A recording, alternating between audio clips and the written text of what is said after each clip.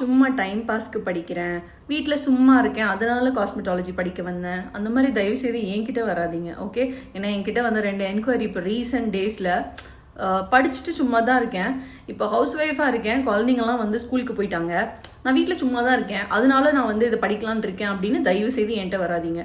நார்மலாக நான் இஎம்ஐ கட்ட போகிறேன், நான் வந்து ஒரு லோன் கட்ட போகிறேன், அதனால படிச்சுட்டு வேலைக்கு போகிறேன் அப்படின்னு சொல்கிறவங்களும் தயவு செய்து என்கிட்ட வராதிங்க.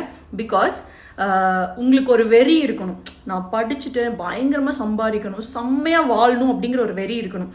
இஎம்ஐ எல்லாரும் தான் கட்டுறாங்க, எல்லாரும் தான் வாழ்கிறாங்க, காலையில் எந்திரிச்சதுலேருந்து நாய் பண்ணியிலிருந்து எல்லாமே வாழுது. ஆனால் நான் செம்மையாக வாழணும், செம்மையாக ஏர்ன் பண்ணும் அப்படின்னு நினைக்கிறவங்க மட்டும் வாங்க. பிகாஸ் அந்த மாதிரி ஒரு எனர்ஜியோட நீங்கள் வந்து படிச்சுட்டு பிஸ்னஸ் பண்ணும்போது, நல்லா நோட் பண்ணுங்க, பிஸ்னஸ் பண்ணும்போது கண்டிப்பாக நீங்கள் ஏர்ன் பண்ணுவீங்க. அதை விட்டுட்டு நான் சும்மா வேலைக்கு போகிறேன், படித்தா ஏதாவது வேலை கிடைக்குமா? இதுக்கு இங்கே இடம் கிடையாது. ஓகே, ஸோ இப்போ நம்ம ஈஸி இஎம்ஐ ஆப்ஷன்ஸில் கோர்சஸ் வந்து கொடுத்துட்ருக்கோம்.